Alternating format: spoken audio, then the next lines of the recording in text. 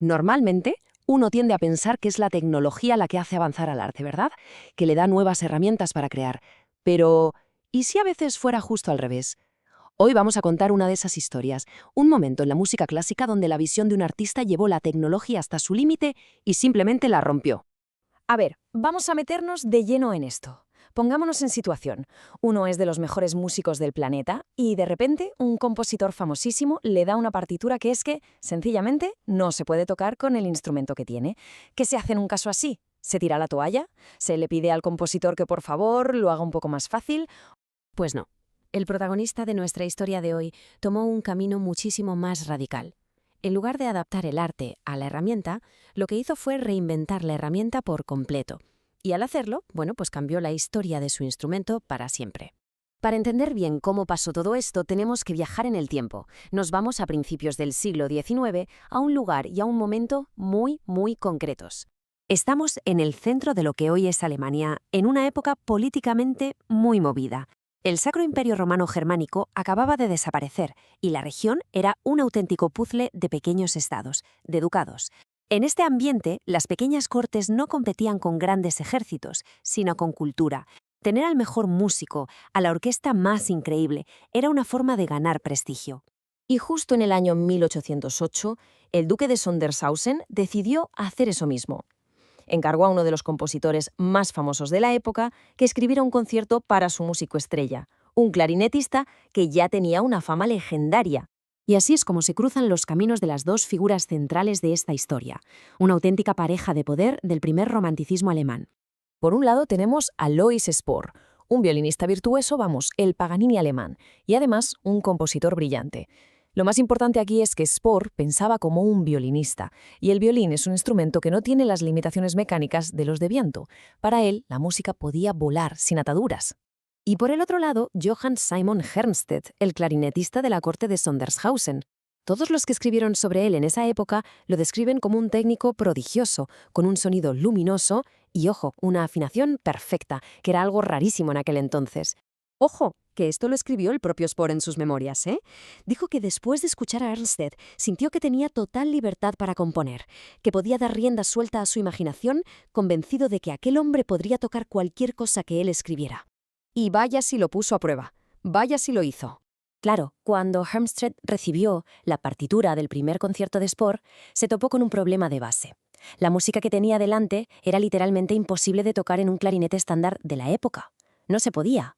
Para entender el lío hay que fijarse en la tecnología del momento. El clarinete normal y corriente tenía solo 5 llaves. Esto quería decir que para muchas notas había que hacer combinaciones de dedos súper torpes, muy lentas, que se llamaban digitaciones cruzadas y que encima sonaban fatal, con una afinación muy inestable. La música de Spohr, que estaba llena de pasajes rapidísimos y cromatismos, pues era una pesadilla. Así que, en vez de quejarse, Hermstedt hizo algo increíble. Aplicó una mentalidad de ingeniero. Analizó la partitura, identificó exactamente dónde fallaba su instrumento y se puso a hablar con los mejores constructores de clarinetes de Alemania, como un tal Streitwolf en Göttingen, para diseñar una solución. Y es que la escala del cambio es que es asombrosa. No hablamos de un pequeño ajuste. ¿Qué va? Pasó de tener 5 llaves a 11 y más tarde hasta 14. Añadió llaves solo para hacer trinos que antes eran imposibles, palancas curvadas para que los dedos se movieran más rápido, incluso probó con una boquilla de plata para tener más estabilidad y una corredera de metal para afinar. Vamos, que estaba construyendo un instrumento completamente nuevo desde cero. Pero esta historia de innovación tecnológica no sucedió aislada. Hermstedt tenía un gran rival, otro gigante del clarinete llamado Heinrich Bayermann, y sus enfoques tan distintos definieron el debate musical de toda una época. A ver, esta rivalidad se basaba en dos filosofías que eran, pues, el día y la noche. Hermstedt era el innovador, el tecnológico, el que superaba dificultades tremendas con su instrumento de última generación. Bayermann, en cambio, era el purista, tocaba un clarinete mucho más sencillo, de 10 llaves, y no era famoso por su velocidad, sino por la belleza celestial de su sonido. Podríamos decir que mientras Hermstedt impresionaba, Bayermann conmovía. Esta crítica de un periódico de Múnich, que era la ciudad de Bayermann, lo resume perfectamente. Se nota la lealtad local, claro, pero es que no podían negar la grandeza de Hermstedt. Era una rivalidad al más alto nivel, y todo el mundo lo sabía. El gran compositor Carl Maria von Weber, que era íntimo amigo de Bayermann, reconoció la destreza increíble de Hermstedt. Pero Weber también era crítico con su sonido.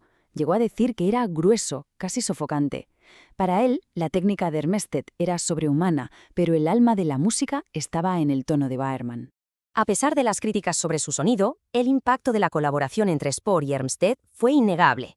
Cambió el rumbo de la historia del clarinete para siempre. Esta cronología lo deja clarísimo. En 1808, el primer concierto obliga a innovar. Para el segundo, en 1810, Hermsted ya tiene un instrumento muy superior. Poquito después, el inventor Iwan Müller presenta un modelo de 13 llaves que se convertiría en la base del clarinete alemán moderno.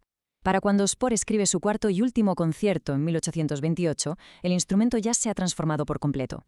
Y esta es la gran lección de la historia. Lo que empezó como un encargo imposible no solo nos dejó 4 conciertos magníficos, forzó la creación de una nueva tecnología, una máquina de hacer música mucho más capaz, mucho más expresiva que la anterior. El arte no se sentó a esperar la herramienta, sino que la exigió, la forzó a existir. Y claro, todo esto nos deja con una pregunta final para darle una vuelta.